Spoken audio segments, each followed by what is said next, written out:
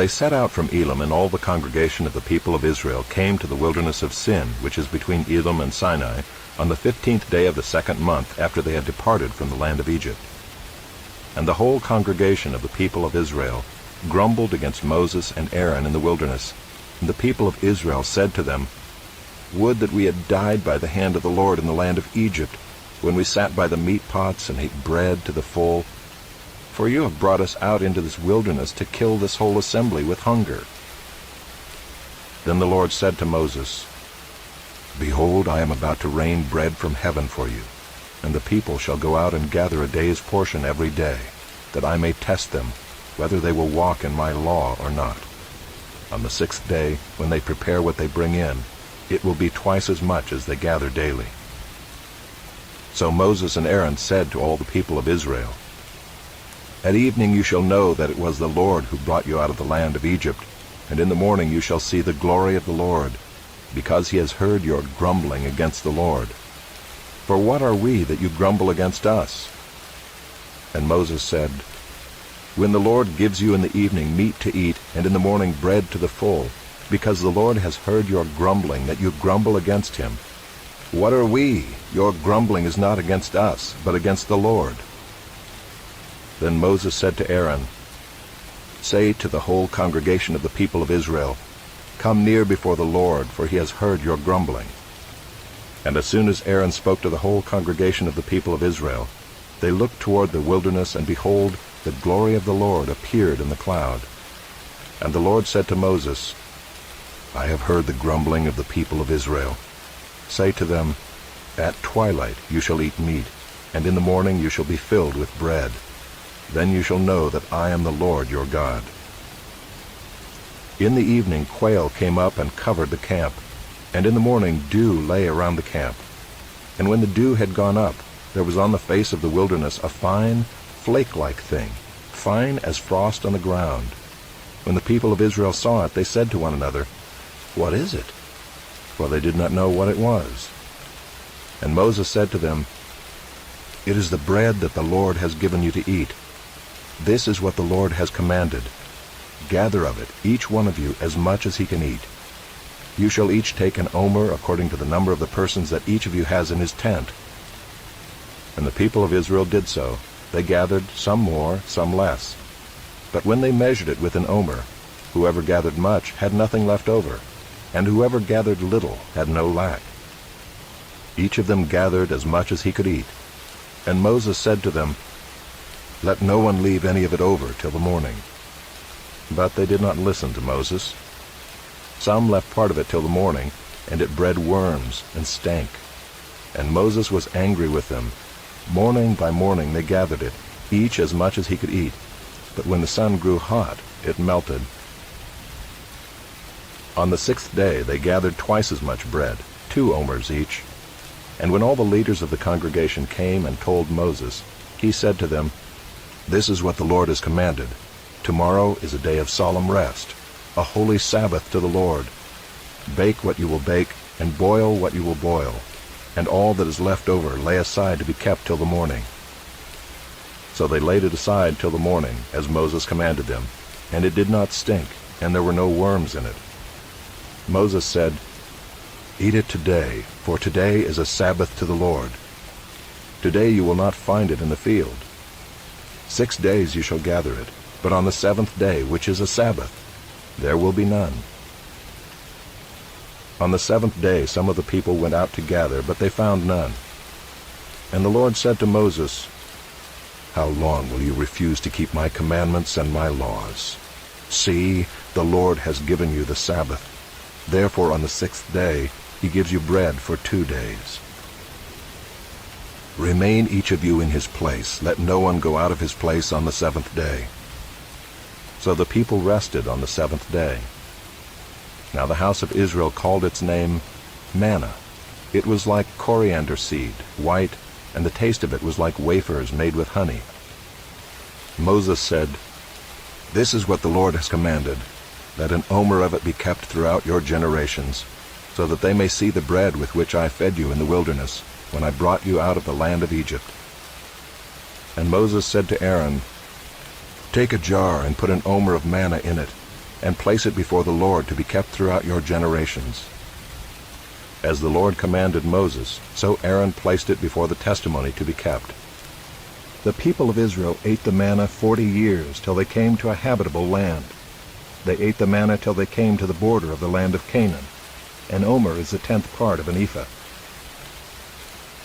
All the congregation of the people of Israel moved on from the wilderness of Sin by stages, according to the commandment of the Lord, and camped at Rephidim, but there was no water for the people to drink. Therefore the people quarreled with Moses and said, "Give us water to drink." And Moses said to them, "Why do you quarrel with me? Why do you test the Lord?" But the people thirsted there for water, and the people grumbled against Moses and said, "Why did you bring us up out of Egypt to kill us and our children and our livestock with thirst?" So Moses cried to the Lord, "What shall I do with this people? They are almost ready to stone me." And the Lord said to Moses, "Pass on before the people, taking with you some of the elders of Israel, and take in your hand the staff with which you struck the Nile, and go. Behold, I will stand before you there on the rock at Horeb, and you shall strike the rock, and water shall come out of it, and the people will drink." And Moses did so in the sight of the elders of Israel.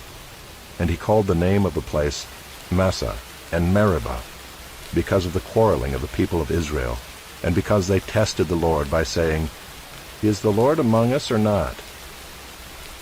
Then Amalek came and fought with Israel at Rephidim. So Moses said to Joshua, "Choose for us men, and go out and fight with Amalek. Tomorrow I will stand on the top of the hill with the staff of God in my hand." So Joshua did as Moses told him, and fought with Amalek, while Moses, Aaron, and Hur went up to the top of the hill. Whenever Moses held up his hand, Israel prevailed, and whenever he lowered his hand, Amalek prevailed. But Moses' hands grew weary, so they took a stone and put it under him, and he sat on it, while Aaron and Hur held up his hands, one on one side and the other on the other side. So his hands were steady until the going down of the sun. And Joshua overwhelmed Amalek and his people with the sword. Then the Lord said to Moses, "Write this as a memorial in a book, and recite it in the ears of Joshua, that I will utterly blot out the memory of Amalek from under heaven." And Moses built an altar and called the name of it, "The Lord is my banner," saying, "A hand upon the throne of the Lord. The Lord will have war with Amalek from generation to generation." Jethro, the priest of Midian, Moses' father-in-law, heard of all that God had done for Moses and for Israel his people, how the Lord had brought Israel out of Egypt. Now Jethro, Moses' father-in-law, had taken Zipporah, Moses' wife, after he had sent her home, along with her 2 sons. The name of the one was Gershom, for he said, "I have been a sojourner in a foreign land." And the name of the other, Eliezer, for he said, "The God of my father was my help, and delivered me from the sword of Pharaoh." Jethro, Moses' father-in-law, came with his sons and his wife to Moses in the wilderness, where he was encamped at the mountain of God. And when he sent word to Moses, "I, your father-in-law Jethro, am coming to you with your wife and her 2 sons with her," Moses went out to meet his father-in-law and bowed down and kissed him. And they asked each other of their welfare and went into the tent. Then Moses told his father-in-law all that the Lord had done to Pharaoh and to the Egyptians for Israel's sake, all the hardship that had come upon them in the way, and how the Lord had delivered them.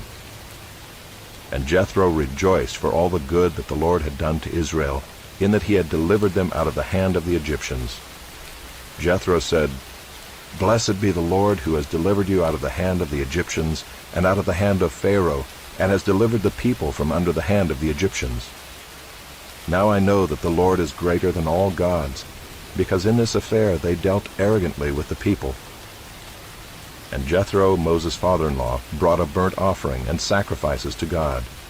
And Aaron came with all the elders of Israel to eat bread with Moses' father-in-law before God. The next day Moses sat to judge the people, and the people stood around Moses from morning till evening. When Moses' father-in-law saw all that he was doing for the people, he said, "What is this that you are doing for the people?